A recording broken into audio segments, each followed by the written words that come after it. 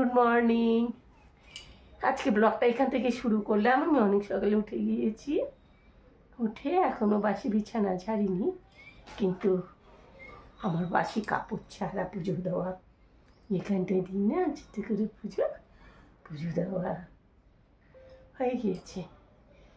আর dustbin বাইরে দেওয়া, মানে যে কাজগুলো সকালের এটা হলো। আর এখন করবো, একটু ডাল ভিজিয়ে রেখেছি, সেই দুপুরবেলা যেটা আমাকে মাখা হয় তাতে জল একটু দিয়ে দিলাম, একটু শুকনো হয়ে গিয়েছে বুঝলে। আর এখানে খাবার এই যে ডাল, দুধ, ডিম সেদ্ধ আর রুটি, ব্রেকফাস্ট। চলো খেতে শুরু করে দিই।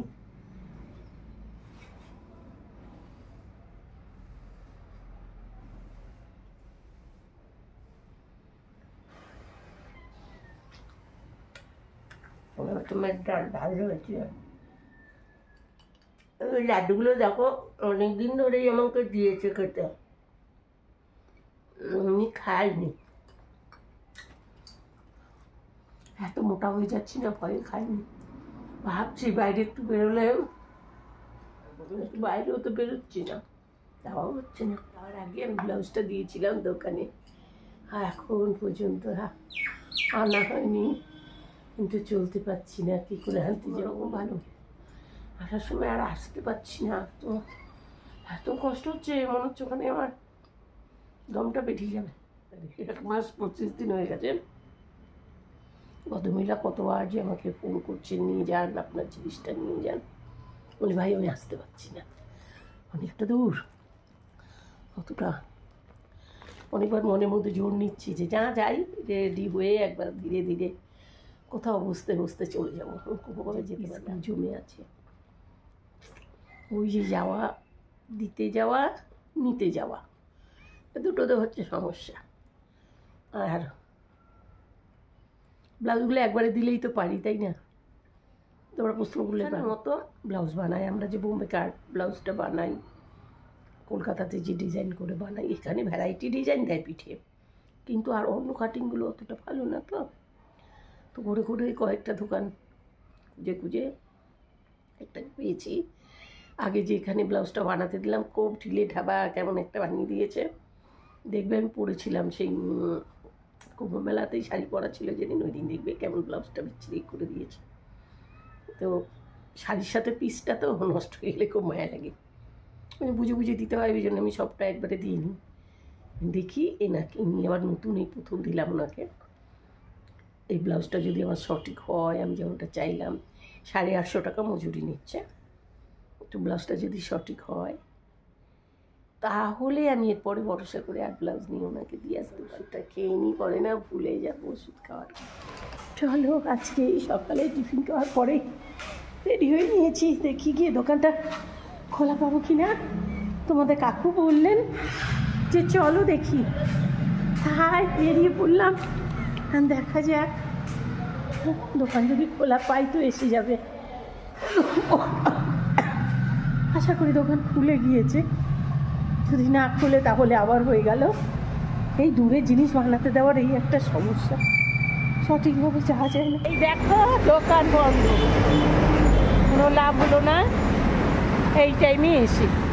দেখো সেই একই অবস্থা, আজকেও হলো না, ব্লাউজ নেওয়াটা বন্ধ। এই টাইমে এলে বন্ধ থাকছে, আর অন্য টাইমে আসার উপায় থাকছে না। এই টাইমে আজকে এত বলে আজকে এলাম। চলো ওবেলা তো গিয়ে ঘুরে এলাম, ওবেলা বন্ধ ছিল, এবেলা আবার একবার যাবো, দেখি কি হয়। ইচ্ছে করলেও উপায় নেই, মন চাইলেও জিনিস আনতে গিয়েও পেলাম না, বুঝতেই পারছো। বাবা কে আসতে বলেছিলাম তাড়াতাড়ি, তো তাড়াতাড়ি 7টায় আসতে বলেছিলাম, আমি প্রায় 8টা বাজে। জানি না গিয়ে আবার দোকান বন্ধ হয়ে যাবে কি না। তো চলো যাই, একবার দেখা যাক। সমস্যা চলো আবার বেলা গিয়ে দেখি সাকসেস হবে কি, আবার রিটার্ন আসবো। কি আর করবো বলো, শরীরটাও দেয় না, কত হাফ দেওয়া হয়েছে কতবার, তাও যেন এবার যেন দমটা একটু থামতে চাইছি না। ওষুধ নিলে কি হয়, অন্তত আধাবেলা ভালোভাবে চলা যায়, সেটা এবার হচ্ছে না। আমি দেখছি খেয়াল করলে এটা একদম খুব কমজোরি হয়ে গেছে।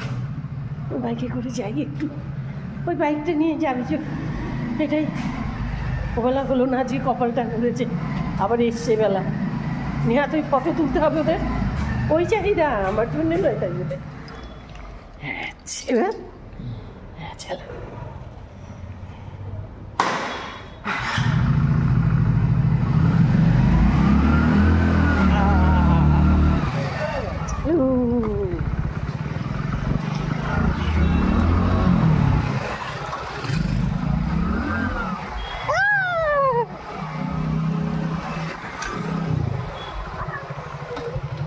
আগে ফুলটা প্লাগ করবো।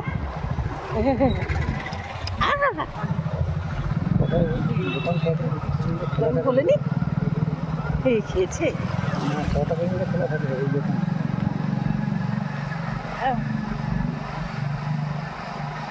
এরকম জায়গা দিয়ে তো না, দোকানটা খোলা হলে।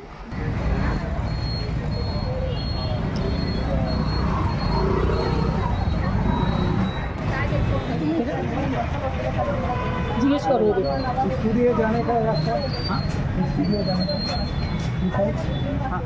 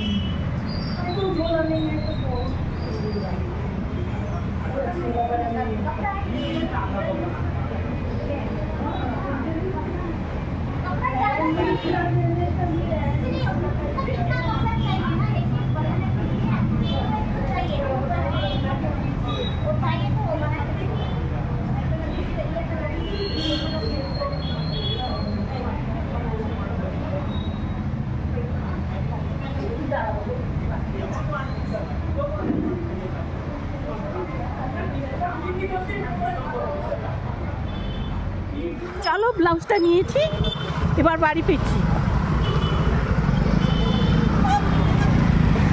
বাড়ি ফিরতে পেরে কিছুটা ফুচকা খেয়ে নিলাম, ফুচকা খেয়ে বাড়ি ফিরছি। ভেবেছিলাম এই দোকানটায় চা খাবো, তাও ফুচকা পেয়ে গেলাম। এই দোকানে চাটা খুব ভালো, অনেকবার খাই আমরা। যাবে চা খাবে? চলো তাহলে চা খেয়ে যাই, দাঁড়াও। চা চা খাবো, ভাবলাম বাইকে উঠে গেছি, আজকে আর খাবো না, চলে যাই। না এই এখানে এটা দিয়ে যাবো। আচ্ছা চলো খেয়ে আসি।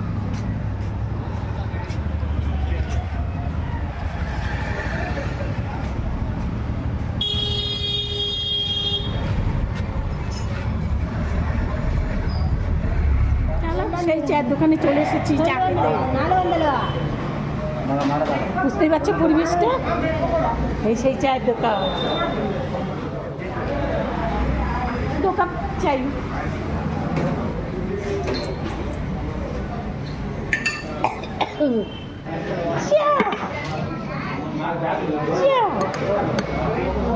চা